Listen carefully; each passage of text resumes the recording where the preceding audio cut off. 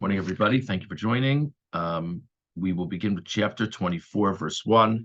We're done with the story of Abraham purchasing a plot for Sarah and arranging her appropriate burial. And now we move on to the story of Avram asking Eliezer to find a spouse for Yitzchak.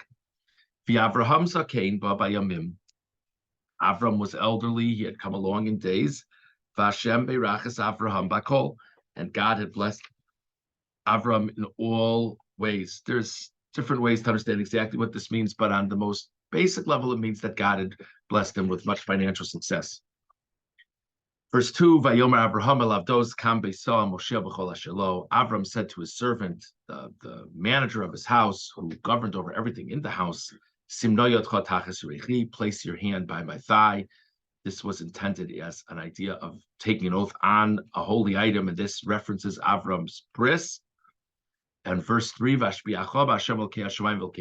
will have you swear by God, the God of heaven and earth,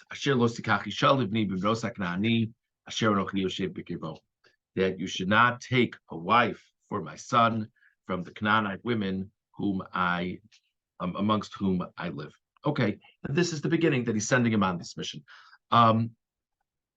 We really already know by this point that Avram is elderly. It's actually quite clear. It was clear that when Yitzchak was born, Avram is elderly. He obviously hasn't gotten any younger. His wife just passed away.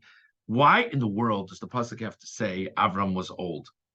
Why does the pasuk have to begin that way? So if you look at the Ramban on pasuk Aleph, V'Avraham zakein ba bayomim, Chazar akasuv leimor kain. The pasuk repeats this.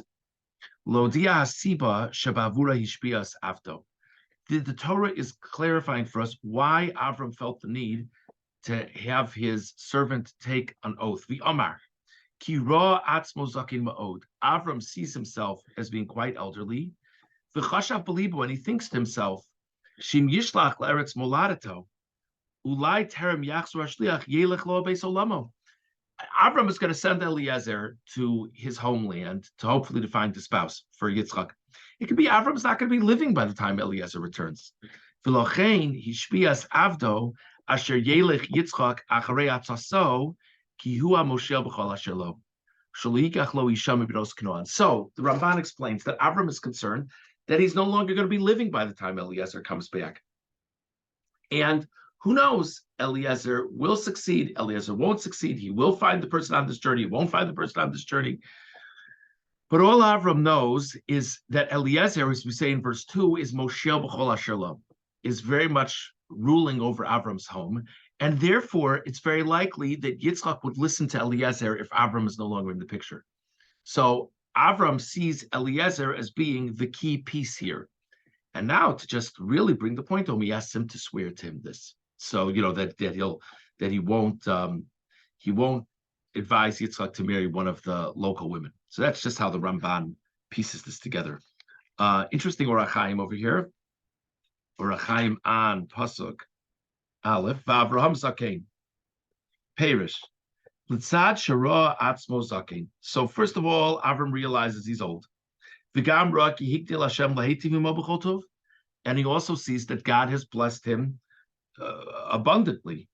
Chash al ha'eved hamoshel bakol. He looks a little suspiciously at the servant who rules over everything in Avram's home. V'roa nechasim merubim. Eliezer sees that Avram has numerous assets. V'aish adoni hakol zakein. So there's plenty of assets in the household. The person who's the owner of it all is elderly. Yachshov machshavos lahasi bito liyitzchak ki yitein batuv eino. So maybe Eliezer is thinking, wouldn't it be great if I would marry the boss's son to my daughter? Because then my daughter and her husband will inherit all of this wealth. And who better than Eliezer knows what all the wealth is? Therefore, Avram says to Eliezer, I want you to swear. What does he have Eliezer swear? He has Eliezer swear that he won't marry Yitzchak to any of the local Canaanite women. Who's included in the local Canaanite women? Eliezer's daughter. V'yosnav tishmana davar. Eliezer will pick up on this. Ki akol lo kol elav shivato dato. The message is really an implicit message to Eliezer, because unfortunately, as the famous Edith the Medrash points out, the people of Canaan are cursed, and Abram doesn't want his child to marry Eliezer's daughter. So it's just an interesting thing. So whereas according to Ramban, basically Abram has great faith in Eliezer, and he's the one who runs everything. And if Abram passes away, he thinks Eliezer is really going to be the one that Yitzchak's going to listen to. That's why he's dealing with Eliezer. According to Orach Chaim, it's a whole different thing. According to Orach Chaim, it's because he thinks Eliezer is probably seeing his age and his assets and getting ideas about his daughter marrying into this wealth.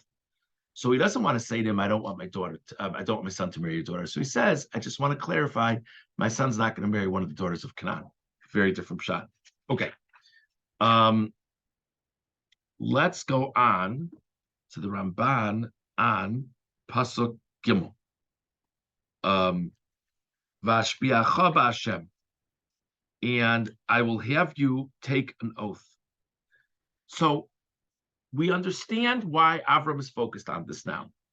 But the basic question to ask over here is, why is Avram talking to Eliezer and not talking to Yitzchak? Why isn't he dealing with Yitzchak? Vashbiacha b'Hashem, hayaroi la'Avram sheyitzava es Yitzchak b'no shliga chisham b'nos Canaan. What's he talking to the servant for? Why doesn't he call him Yitzchak and say, I don't want you to marry a woman from the women of Canaan?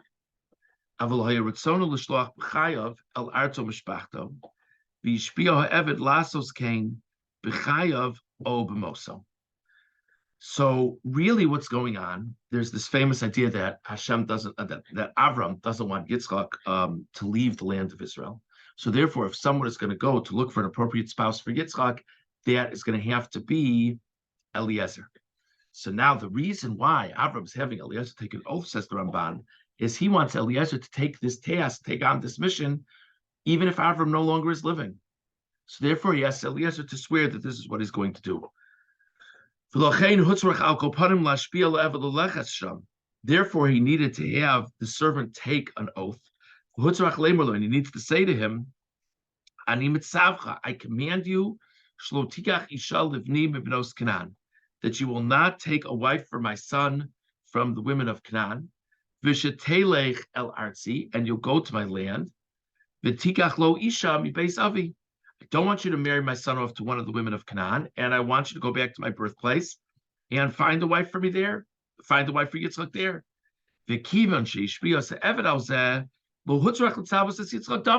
Once he has, so he needs to talk to Eliezer because Eliezer's the one he needs to go on the journey. And he wants to make sure Eliezer is willing to do this task, even if Avram is no longer living. Once he has Eliezer take an oath, he doesn't need to do anything with Yitzchak.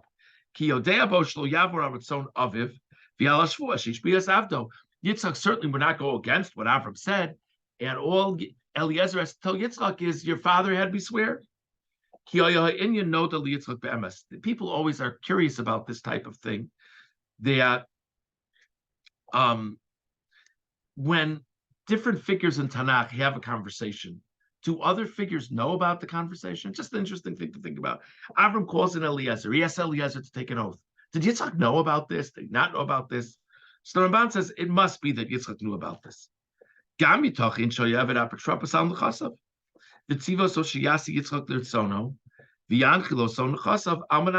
a whole other possibility. It could be that it was Eliezer's name on the checking account under Abraham. It could be that Eliezer really had authority on the assets of the estate over Yitzchak. So therefore, the reason why he's dealing with with Eliezer, is Avram says to Eliezer, listen, this is what I want for my son in terms of marriage. And only if he observes what I'm saying, should you share the assets with him. So that's just another interesting thing to think about. Okay, let's jump ahead to verse 10.